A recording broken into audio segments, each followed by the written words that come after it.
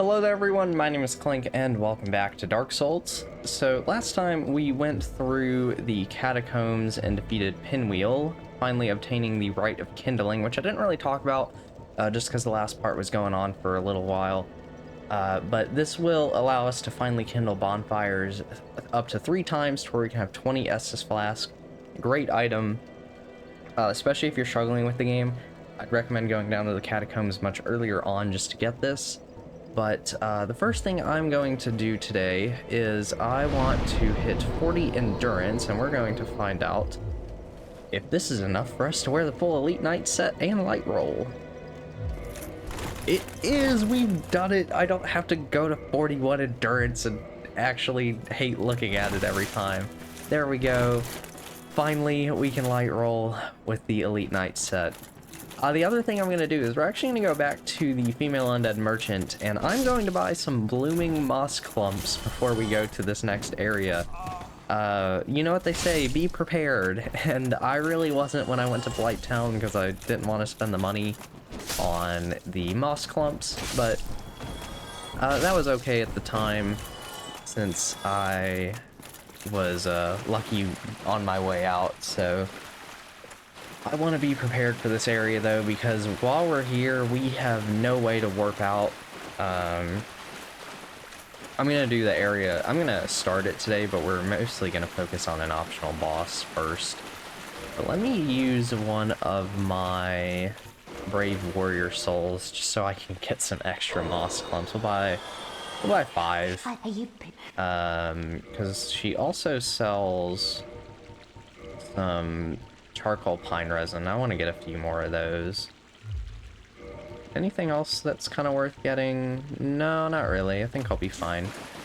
So let's go on ahead and head towards Anor Londo. Since that is where this optional boss is going to be, we're going to finally find the Dark Sun himself, the wonderful Twink. We're going to kick his butt. Hopefully this fight will go well. I have actually died to it a few times because I'll get a little cocky and just try to gun him down, but I kind of waited a while. Oh yeah, I don't know if I ever pointed out, this is where Logan's gonna show up, and I'm pretty sure we don't have the intelligence to talk to him. I'm afraid that the yeah, he calls us too stupid to learn them. He's been here for a while now at this point. For probably like the past 6-7 videos. But yeah, we want to go to the Anor Londo bonfire where the Firekeeper lady is. So this is also going to be a time when I'm going to mention we've been at a +3 Estus for a while now, and I mentioned very early on that it can go up to +7. If you're wondering where the other 4 come from, there's only one of them that we can get without killing a Firekeeper.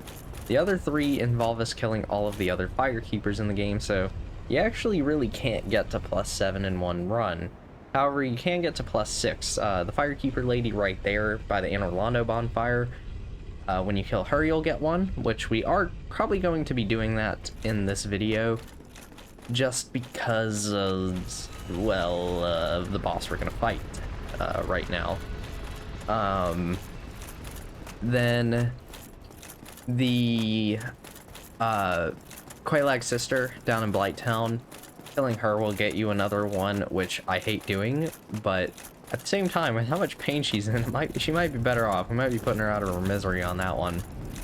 We don't really need to go back to Demon Ruins ever again, thankfully, so I don't really need it, or I don't really need to keep her alive, although you don't really need to in the first place, because essentially killing a Firekeeper will make that bonfire unusable, but you can still warp to it, so you can warp over there, you won't be able to rest, and you just have to go on your merry way, and then if you die you'll just have to warp to the bonfire again. It's just another loading screen to sit through.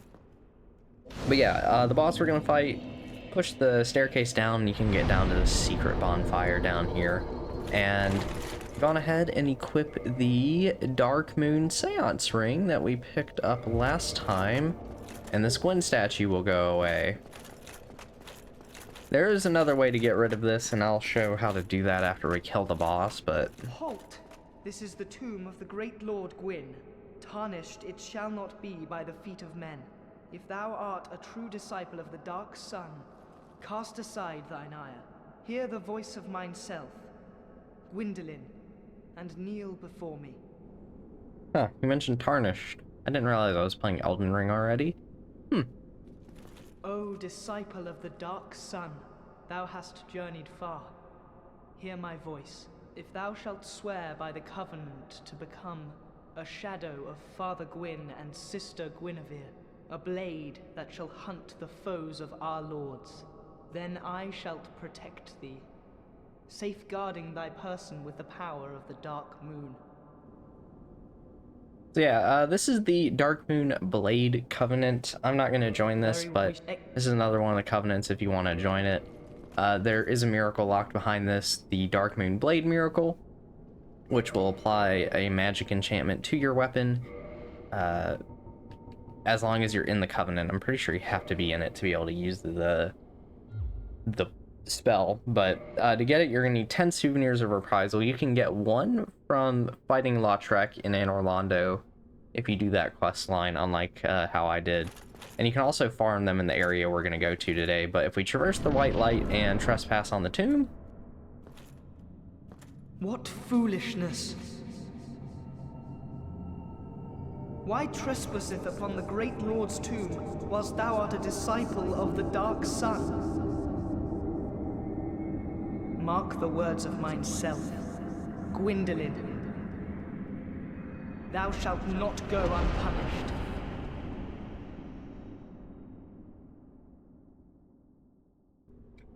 So cool like that. Yeah, Dark Sun Gwyndolin. This is one of the completely optional fights in the game, or what's considered completely optional, because like I've said, if you know what you're doing, you can make about half the bosses in the game optional. He essentially is going to spam magic down this hallway, and we just need to run towards him. This hallway is actually not completely infinite. I'm pretty sure there's a boundary break where they show what this hallway looks like. It is very long, and oh yeah, that is some good damage right there. I'm gonna go on ahead and top off though, just in case. That one can go through walls. You got to worry about that blast. If he does the burst like this, just sit on the pillars, but he likes to follow it up with the soul ray, or am I thinking of demon souls? But the arrows are usually your best bet. Now, if you get hit by the first arrow, you're probably gonna be stun locked and you're gonna die. But there we go, he's dead. Heretic, there goes the twink. Dark, an eternal curse upon thee. But it's also not completely the last time we'll see Gwyndolin in the series.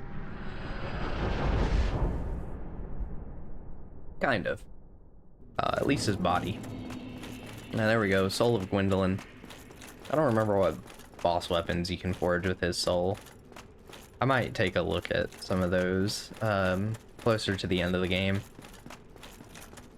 40,000 souls, so that's what, one more level, putting us up to 75. I think I'll probably end up finishing the game around level 90, which I think is about the average level that I've finished this game at. I know Dark Souls 3, I tend to finish around that level as well. Yeah, we can get the brass armor. I think we picked up was it a miracle? Soothing Sunlight, right? Oh no, this is where you get Sunlight Blade. I don't know why I thought you got it from the Covenant. It's just lightning spears that are from the Warriors of Sunlight Covenant. 30 faith, yeah. We wouldn't be able to use that for a long time. Yeah, I don't feel like walking down the hallway. And we don't have to go very far to get to the next area we want to go to anyway. But let's go ahead and level up. I'm gonna finally level up Vitality for the first time since Blighttown? Maybe 30 will be more than enough for the game, but it is a stat I usually like to level up to 40.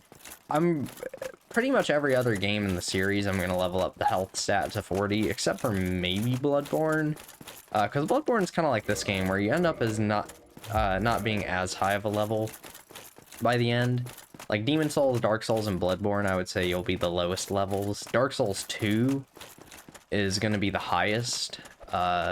Elden Ring, I would say, will be second, and then Dark Souls 3 is kind of in the middle there. Although Dark Souls 3, I would say, leans closer to this game. In terms of the level, you'll probably be around the end game. Yeah, lots of painting guardians. This is where we knock down that chandelier. And there's something I want to point out here, which I think is just kind of funny, or at least it might just be my imagination that made it this way, but we're going to kill all of these in one nice spin attack. This is a sorcery if you're going for all the sorceries. I'm trying to at least show all the ones you pick up out in the world when it comes to the spells. I'm not necessarily buying all of them, but I at least want to show the ones you can pick up, because the ones you buy, just go talk to Logan or whatever. But over here is actually the corpse of Black Iron Tarkus, unfortunately. There's two thought processes here.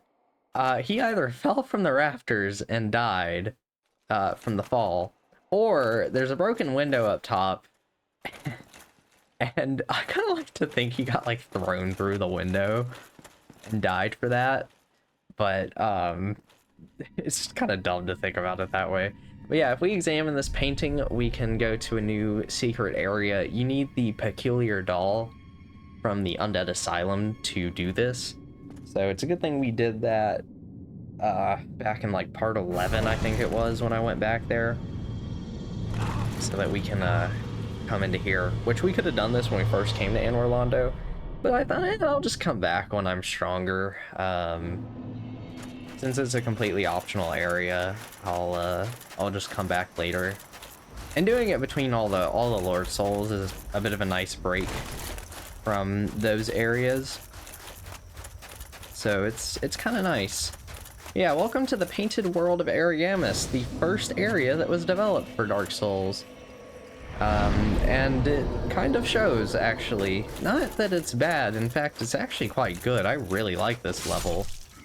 But it uses a lot of basic hollows for enemies, and it's designed as kind of a perfect microcosm of the rest of Dark Souls' map, and how it winds on itself, and how good the level design is. I really don't want to be taking a bunch of damage to the basic hollows at the start, if I can help it. So I wanted a little redo there. Go on ahead and make sure you have your blooming moss clumps, kind of like what we picked up at the start of the video, so we're going to get those out. Because there is a certain enemy here that will inflict toxic coming up very shortly. And really, guys? Really? Okay. I think he's just around the corner here. Yeah. These guys, they've got a funny looking head.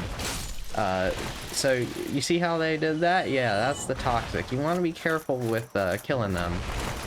Luckily, I'm using the Claymore, which has disgusting range, so that makes my life a little bit easier, because if you're at like point blank, yeah, it's going to be pretty hard to dodge them, but that wasn't too bad, I would say, at least. And we'll come up here. I always forget how you get up here, so I'm glad I just kind of noticed it immediately. And we're going to meet a new enemy right here. You'll see it off in the distance. It might only show up when I pick up the item here. Nope. Hello? There we go. Yeah, these crow ladies, which these things are terrifying. They do a decent chunk of damage, and they also drop souvenirs of reprisal, so you use these to upgrade the Dark Moon Blade Covenant. It's a fairly rare drop, but if you boost your item discovery with 10 humanity and the gold serpent ring, there's a spot you can farm them, and I would say you could do it in about an hour, usually. Which is much better than farming the similar item in Dark Souls 3. As that one is... Oh boy! Does that one suck? This is just the rat down here, I think. Yeah, we're gonna kill this little rat. gonna try to poison me. Thankfully, I didn't get poisoned. Oh, there's 2 rats. I'm gonna get out of here. Let's see you, bud. How do I get to that item over there again? I don't know if I can just jump to it. No, I think I loop around to it later. But yeah, we're not gonna get super far into the area today, but we will definitely... I think I'm gonna try to get to the shortcut at the very least. And then, oh, hi. So that we'll have a good stopping point, because there's no other bonfires here. There's only the one at the very start, and then it just loops back to it. And the bonfire is always going to be relatively accessible in this level. I'm gonna get toxic from this guy, yeah. So we'll go ahead and use a blooming moss clump. That was bad spacing. Oh, what? There's another one like right there. All right. Well, this one, get back. Okay. Whoa, hi, sir. You're actually kind of dangerous at this low health, so I'm gonna back off for a second. Bonk. And it really looked like he had an item. That wasn't just me, was it? We'll go ahead and knock down this corpse. We'll pick that up later. Broken straight sword, yeah, the best weapon. Love getting broken straight swords. I believe up here is a couple of extra goodies. Yeah, we can jump over there, which, considering I light roll, I think you jump a little further when you light roll. Go ahead and grab that Soul of a Brave Warrior. And then I think down here is the Painting Guardian armor, if you want to pick that up, and we'll knock this guy off. I didn't remember that he was there, I just actually noticed him that time, so that was kind of lucky. Another rat. Uh-oh. I feel like I should be using the R1 moveset a little bit, or the one-handed moveset a little bit in this area. Yeah, Painting Guardian armor. You could have dropped down here from up above if you wanted to, or if you accidentally did. I guess that's also an option. I don't think you'd die from that fall. You'd probably be fine, assuming you're at a pretty high health amount.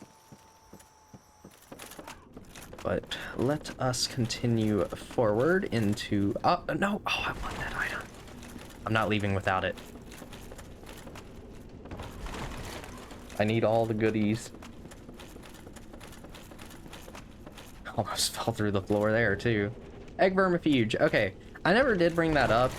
There's enemies at the very start of the Demon Ruins that... can basically, if they like latch on to you, they'll give you an egghead, and you can talk to Engi, which is the guy next to Quaylag's sister. He was like, "Oh yes, you can see the lady," and he'll actually sell you a couple of pyromancies and upgrade your pyromancy glove if you have the egghead. It's actually the fastest way to upgrade the pyromancy flame at the start of the game. Is if you just go down there, kill Quaylag, and then get Egghead to talk to Engi. But yeah, we're down at the bottom. We can traverse the light to light right here, and we'll be in the foyer area, and we can find a reuse of the phalanx from Demon Souls, and that's actually one of the best soul farming spots in the game. But this will open up the shortcut, and we're already a pretty good chunk of the way through the area, but there's a lot more that I want to show. So we're going to be spending probably the whole next video here. But I think I will... Oh, 8,000 souls. That is a lot more than I thought it was going to be. So we'll use one of these. One of the... Not one of these. One of these. And hopefully that's... Of course, I'm like 100 souls short.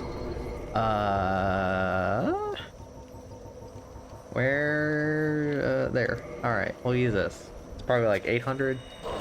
Yeah, awesome. And 27 vitality. But yeah, with that, I'll end this video here, and I'll see you guys next time where we'll finish up our time here in the Painted World of Ariamis. Bye-bye.